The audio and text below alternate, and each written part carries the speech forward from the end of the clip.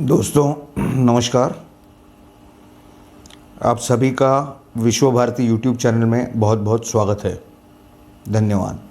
दोस्तों, काफ़ी समय से देखा गया था कि भारत में बहुत सारे आतंकवादी हमले हुए और उसके जवाब में कम से कम 2 बार मोदी जी के नेतृत्व में भारत की सरकार ने पाकिस्तान को उस चीज़ का बराबर से जवाब दिया।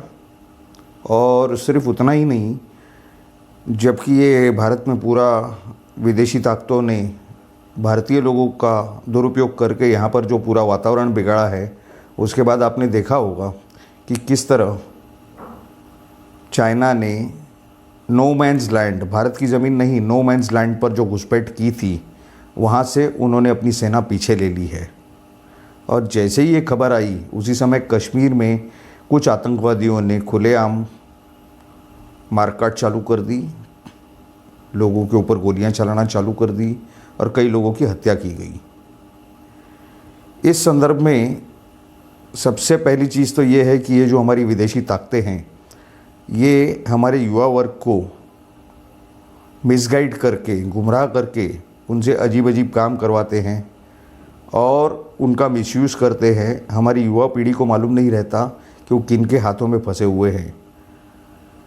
शायद वो जो भी कुछ कर रहे हों, उन्हें शायद पता नहीं हो कि उनको किस तरह से मिसयूज़ किया जा रहा है, मिसगाइड करके, गुमराह करके। सबसे पहले तो हमारी इस युवा पीढ़ी ने इस बारे में अलर्ट रहना चाहिए और ऐसी किसी भी तरह की एक्टिविटी में इंडल्ज ना हो जो कि देश के ख़िलाफ़ हो। जानते या अजानते हुए, ऐसे नहीं जानते हुए भी उन्होंने ऐसी किसी चीज़ का शिकार नहीं होना चाहिए। और मोदी जी के नेतृत्व में ये जो कुछ पूरा कारभार चला, हमारी जो विदेश नीति चली, वो बहुत अच्छी चली है, बहुत सफल रही है। और हमारी उम्मीद ये है कि इससे भी आगे भारत की जो ऊंचाइयाँ जो है, भारत ऊंचाइयों पे पहुँचेगा विश्व में, because now it is a global market.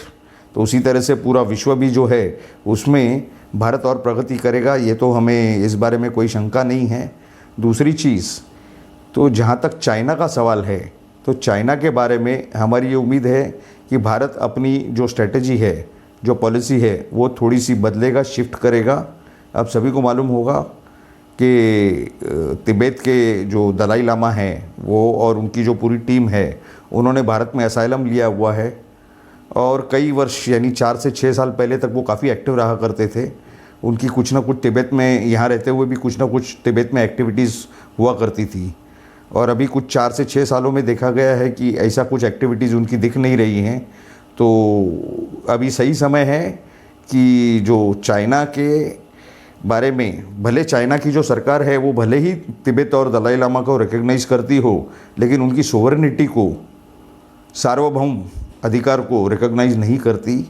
तो ऐसी उम्मीद है कि विश्व के जो दूसरे देश हैं वो, और जैसे कि यूएसए यानी America, United states of America, United kingdom, Russia, Australia और ऐसे कई देश साथ में आकर के तिब्बत के जो मिशन है उसको सपोर्ट करें, उनको अपनी सोवरेनिटी वापस दिलाएं। और उसमें भारत के और भारत के एजेंसीज़ का भी बड़ा योगदान रहेगा।